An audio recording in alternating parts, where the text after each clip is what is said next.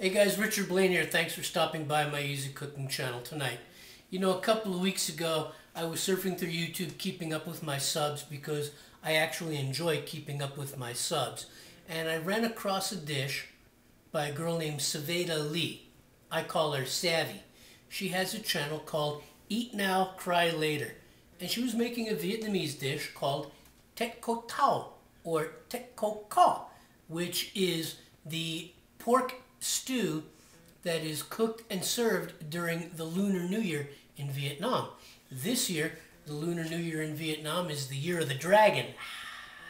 So I want to wish everybody Happy New Year and Happy Year of the Dragon. And I saw her make this dish and I was like, I've been making Southeast Asian dishes for many, many, many years. And I'd never even heard of this one. Okay? It's so simple, so easy, so delicious, and I'd never seen it.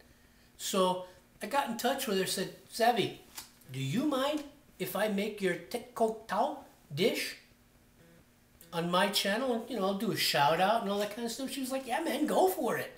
This dish is the simplest Vietnamese dish I've ever seen. But on the other side of that, this dish embodies Vietnamese comfort food, and as far as I'm concerned, embodies Vietnamese soul food.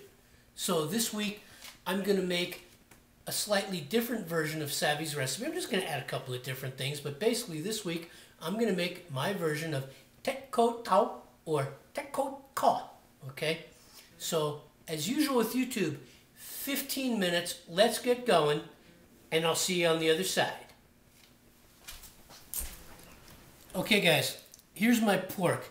Now, traditionally, thit co tao, or thit co ca, is made with pork belly.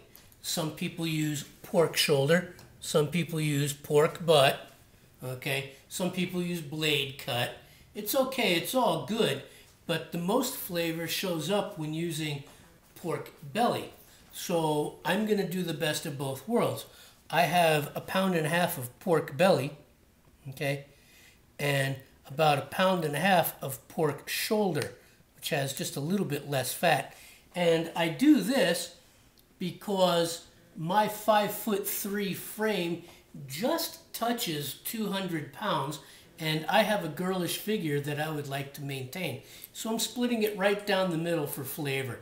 So let's add our marinade to this, okay?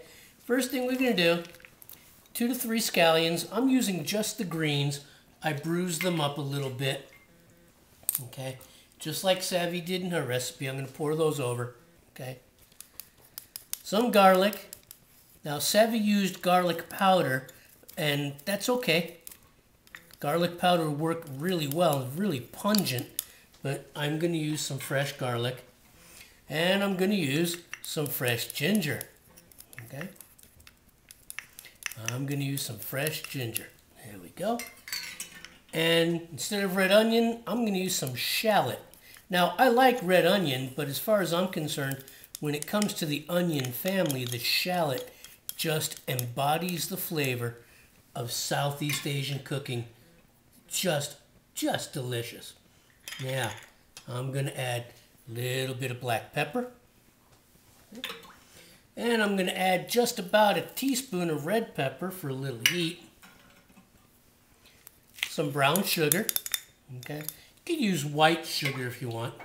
And I'm going to add some fish sauce, okay?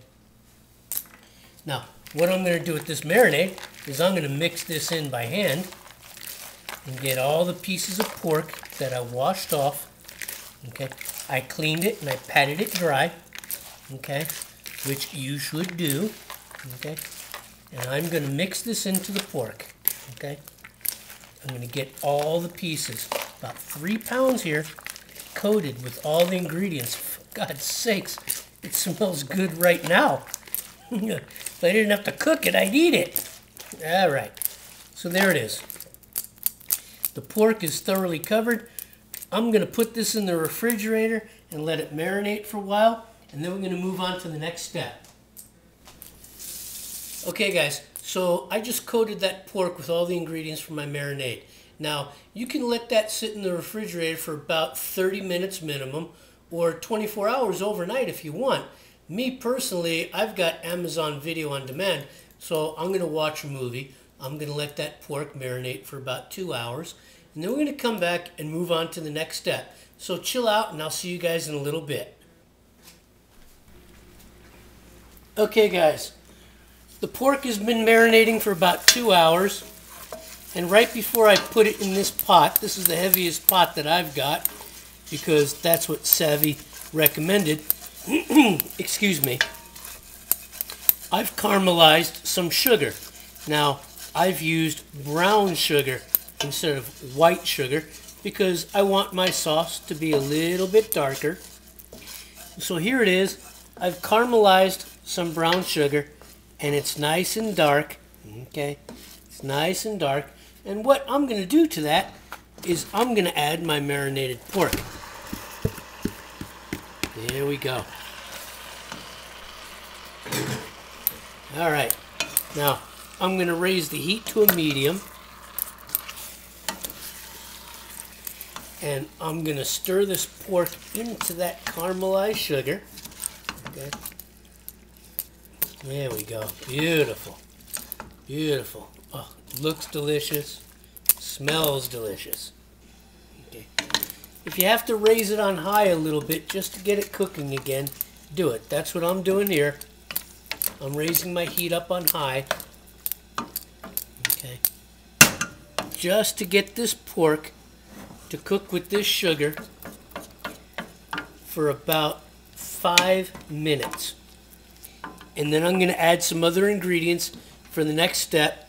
So hold on tight.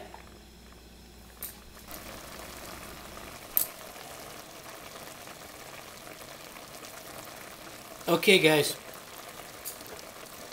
so the pork's been cooking in the sugar for about 5 or 6 minutes. Okay, and now what I'm going to do is add in some cut up bamboo shoots. Oh, I love bamboo shoots.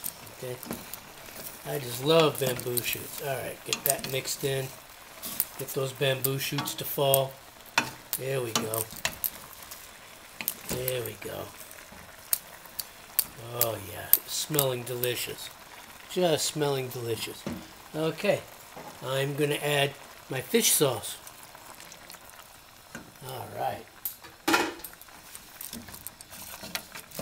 I'm going to mix that in just by moving this around a little bit. There we go. There we go. Now, I'm going to add one of the major components. Fresh coconut juice. Now, Savvy used the coconut juice from 2 young coconuts. I didn't have access to the coconuts, but I did find canned organic coconut water, and that's what I'm using. 2 cups of canned coconut water, organic. Nothing extra added, no sugar, no preservatives. Organic coconut juice. Okay. And to that, I'm going to add my hard-boiled eggs. Okay. There we go. Get them to fall down to the bottom. Get them to fall into the liquid. There we go. Okay, now to darken the color of this sauce, I'm adding just about a teaspoon of thick soy. Okay, thick soy sauce. Basically, soy sauce with molasses. Goes good with the brown sugar that I've caramelized. Okay, I'm mixing this all up together. And now I'm going to add just enough water to cover.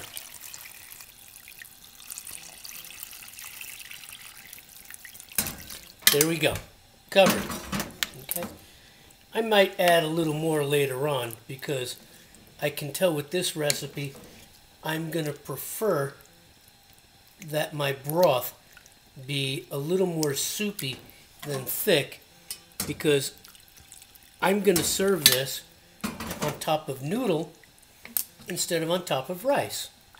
So I'm going to bring this to a boil and then we're going to move on to the next step. Okay guys, so I got my thit ko tau or thit ko ko at a rolling boil, and the last thing I'm going to do before I turn it down to a simmer is I'm going to add a star anise. Okay, star anise is going to give it a little bit of spice. Okay, star anise is going to give it a little bit of spice. Okay, so here we are at a rolling boil, and I'm going to let this roll for about a minute or two. Alright, I can smell that star anise already. Ah, lovely. Alright, so here we are. Everything's in there, rolling boil. And I'm going to turn it down to a simmer.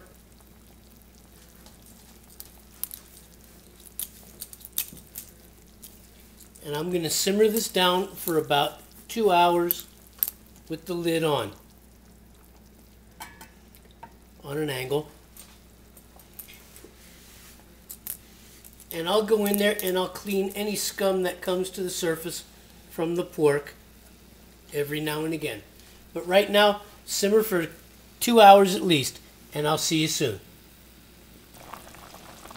Okay guys, the liquid's reducing. About another